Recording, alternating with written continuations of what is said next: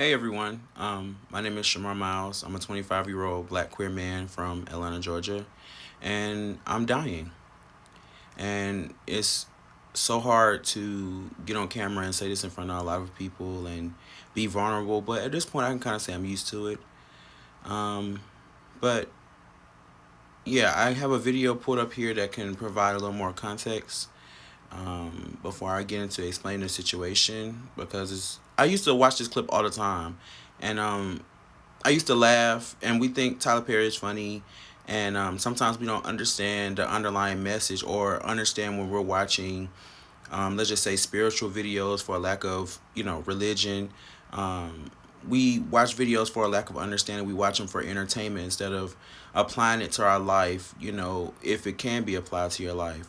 I think the world is a little bit sleep when it comes to self awareness and just overall health. And I mean mental health, physical health, spiritual health.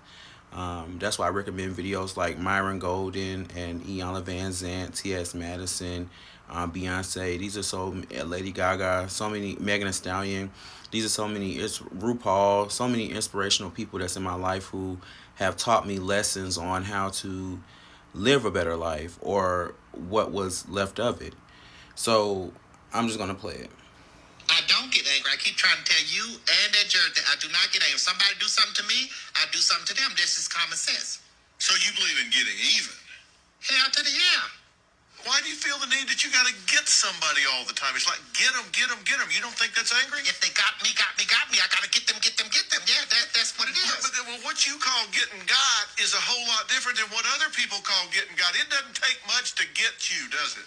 Well, when you're getting got and somebody done got you and you go get them, when you get them, everybody's gonna get got. Yeah, but if you're getting somebody that you say got you when they didn't get you to begin with, then you're getting the gotters when they didn't do anything to you. Yeah, but if the goddess get me, I'm gonna get my Glock. Of course, I'm not really dying. I want to clarify and say that the old version of myself is dying, and it's something that's very painful. From a young age, I just remember trying to express myself, and the things that I would do or the mannerisms that I would have were just criticized because nobody wants a black man to be queer. Okay?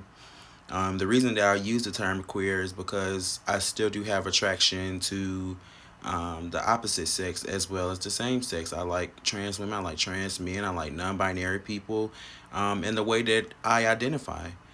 Um, I used to just go inside my cage or just not try to express myself to where it felt safe or comfortable. And I feel like my God and the spiritual journey that I'm on now is forcing me to um, be very much more vulnerable. I seen a video of Tabitha Brown very recently. She talked about people having a gift. And many people feel like they have a gift or they don't have a gift. I don't know. But I do feel like from a young age, I used to have dreams about things that will come into fruition. And I used to be so scared of myself because I'm like, how did I know this was going to happen? Or I would have dreams about things that would happen months later and say, this is deja vu. But back to myself dying, it's like old habits and things that I used to do that I don't find, for lack of better words, attractive anymore. Um, the anxiety, number one, was a number one symptom of me, number one, hiding myself or just being fearsome of who I am. And even making this video and making vulnerable videos, it's like I'm crushing a part of myself that wants to be safe, that wants to stay inside, that doesn't. That child is like, why would you tell these people that? Why are you explaining to them about the deepest, darkest parts of, who you are? And it's like, I know it's a black man out there that feels like this. I know that it's a young gay out there that feels like this. I know it's a young non-binary or however you identify, someone out there like me that's like this, that is searching for someone who feels the way that they do. And even if it's not, just journaling my emotions and just feeling myself through more than I ever have before has been a journey. Um, I have been sober uh, almost 30 days. Today is the 10th, and I stopped on the 13th of February, and I must say I feel so much better, and like just having a clear mind, experiencing the world without a foggy brain. Um, I was smoking. I just when I look back at it now, and I can't lie, you know what I'm saying? This is part of me being vulnerable. Like sometimes I think like, oh, Shamar, you can go back and smoke and you'll be okay. But then when I think about how I felt when I lit it at the end of the day, it was like, why? Like, why are you getting high? Like, you don't even like the way you feel right now.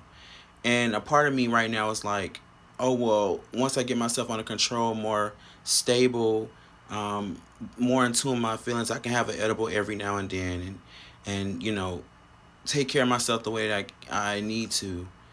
But I just don't want to feel that feeling of fogginess and being weak or vulnerable in that way, or the anxiety and stress that came with it when you grow up or live in survival mode. Hence, that should be the loudest point. In survival mode, money becomes emotional. Every decision feels like pressure.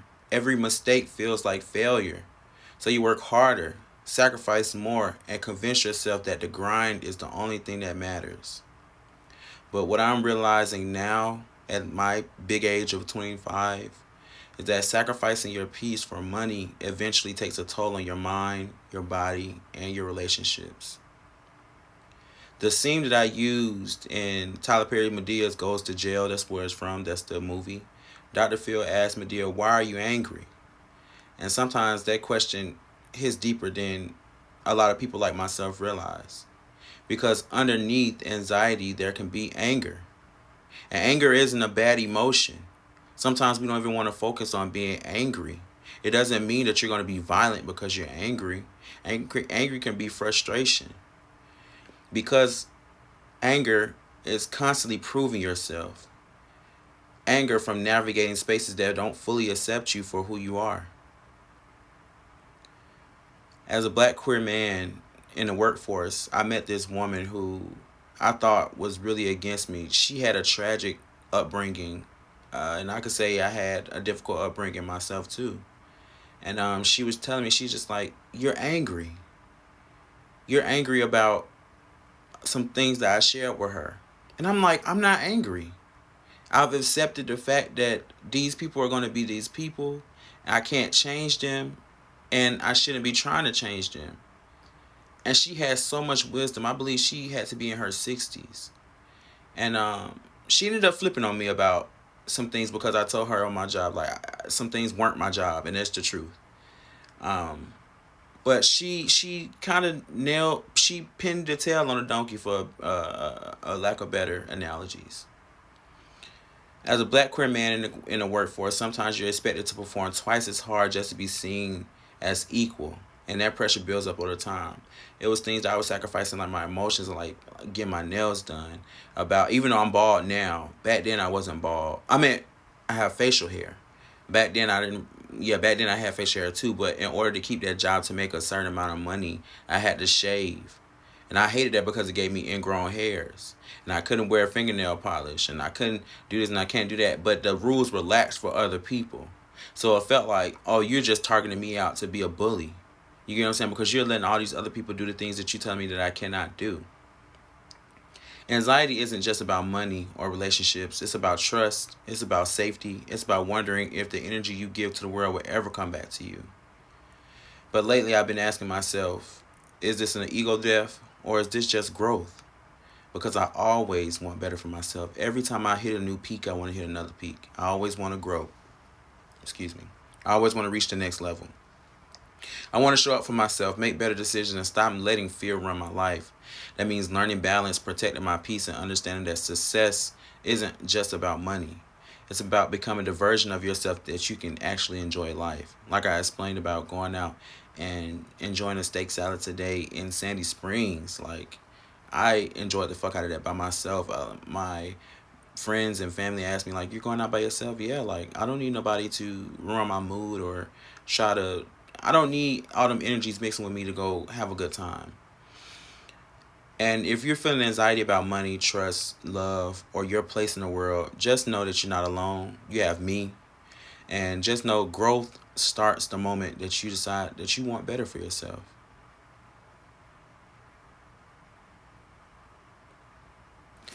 I hope that you got something from this video. It came straight from the heart. I don't have nothing else to say. I'll see you in the next video. If nobody told you all year, all month, all week, all day, I love you. And remember, we're all a work in progress.